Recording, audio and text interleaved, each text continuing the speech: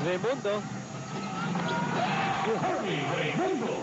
From the outside, as we said, tumataas ang kumpiyansa ni Raimundo tumira sa labas. That's only second field goal dahil kanina 3-point shot dun eh. Ayan, Pure Foods hardly misses the production of Kirby Raimundo at this point. Hardly misses if Brandon Cablay, who is out for about 8 weeks. Kaya natin na po na eh, nasa bench sila si Mike Casino, activated, pero hindi pa nagagamit. Dahil 8 players pala yung ginagawa. Like you mentioned, no? Very compact yung rotation. Kumbaga naniliguro, nagsisigurado, di Leaving ba? nothing to chance. Hindi oras na pag boy, eto. James Yap now humming here in the second half, and he has 13 points. Long two pala. Long two yun para dito kay James Yap. Pero lapit sa 3-point area. And don't look now, may 21 na to. Itong abante ng Pure Foods. Watch Yap, kung matatawagan ng foul dito. Pero itong Pure Foods, ang bilis mag-rehistro ng fouls eh. Pang-apat na pure foul na nila, 6 minutes and 39 seconds remaining sa ating third quarter. Although in this case, if you're Coach Ryan Grigore, it's not something you would be bothered with because it only means that the detention of Pure Foods has been really tough. The intensity is there. At ito, Asa Taulaba trying to retrieve that lead after he missed the second free throw. Babatawagan sa ng kanyang pangalawang foul. It was turned out to be about leading scorers from Pure Foods. Sinasabi natin, si Simon coming off the bench.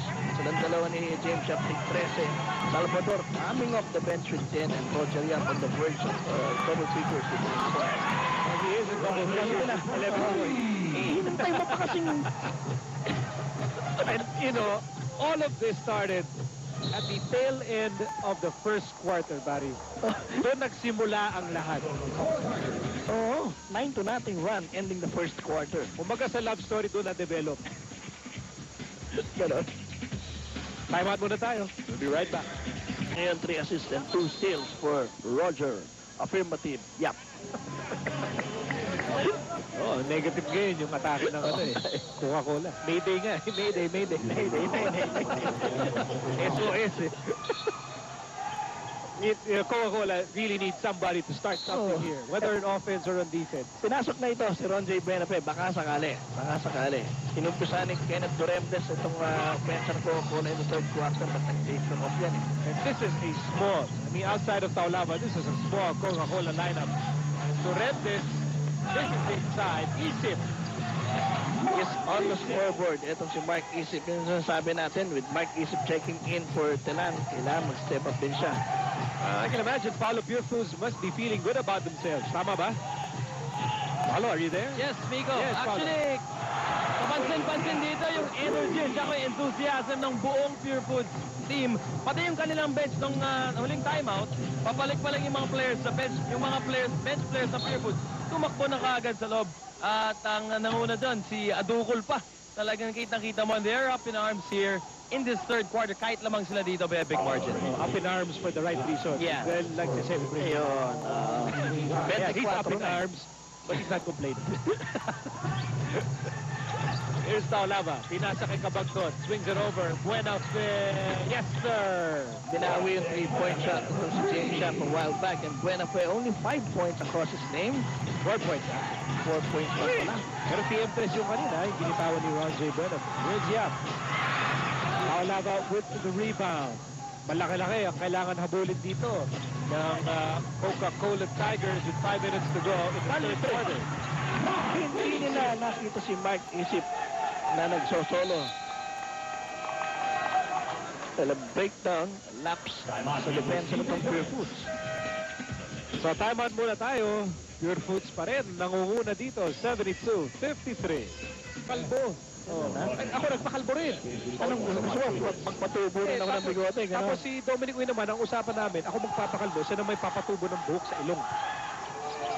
Pipirintasin niya. Ang mga usapan na yung mga mistiso eh. Okay. And back to the ball game. There's a foul spotted by Boy Cruz. Mark Isip. Unang foul ni Mark Isip yan. And Mark Isip with 4 points in the ball game. Yung huli, libreng-libre sa ilalim.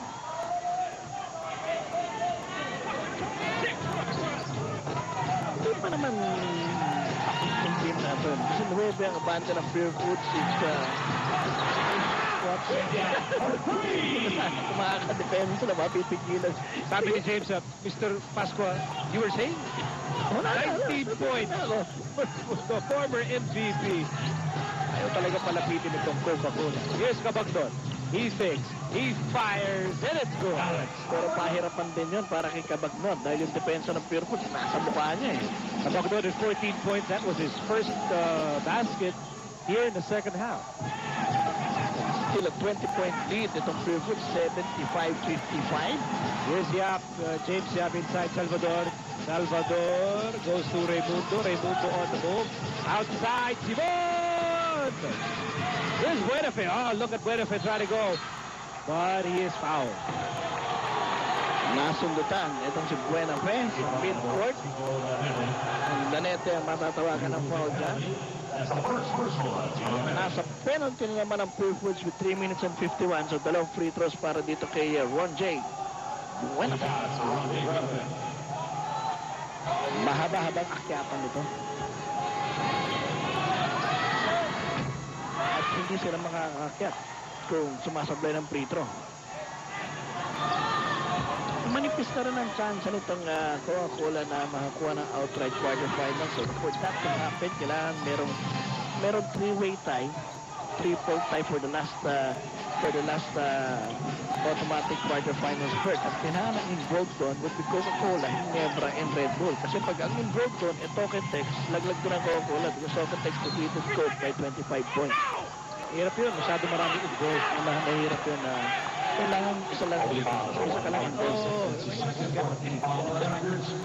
Pasalimuot ang daigdig.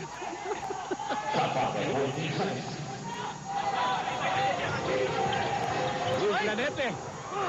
Higa nga pa isa lang. One win at a time. Mahirap yung looking way ahead, no? Here's Hindi ka mahirap doon. ng laro. Oh, naman. Here's Buenafe. Trying to go right. Buenafe inside. Oh, top shot. Almost, but not quite. You know, the PBA crowd is really beginning to appreciate Ron J. Buenafe for his instinctive athletic ability. Nakita mo yung nangyari kanina, he was the one who invited the contact. And every time Buenafe has the ball and makes a move, nararamdaman mo yung tao na i-excite. At nalilimutan mo, second round pick yan. Right, correct. Second round pick yan. Ibig sabihin, yung 10 other teams, hindi siya tinignan mabuti. Ini-small. Ini-small, oo. Maybe hindi ini-small. Tungkol sa mga small? Maaaring ano lang baka hindi siguro, tingin nila hindi bagay sa kanilang mga estilo. Swerte na Coca-Cola sa pagkakakuha dito kay Buenafe. Here's Lanete. Yes, sir! Wide open. All made to shoot. At TM3 pa yun. 22 points for James Yap. Just when kumakatok-katok yung Coca-Cola, 18 na lang, biglang binanata na naman ang tres, no? Kaya may gusto ko nasa 20 pa lagi. Gusto ni James, pagkakatok Coca-Cola, ikakandado rin niya, ikakadena pa niya. Deadbolt? Oo.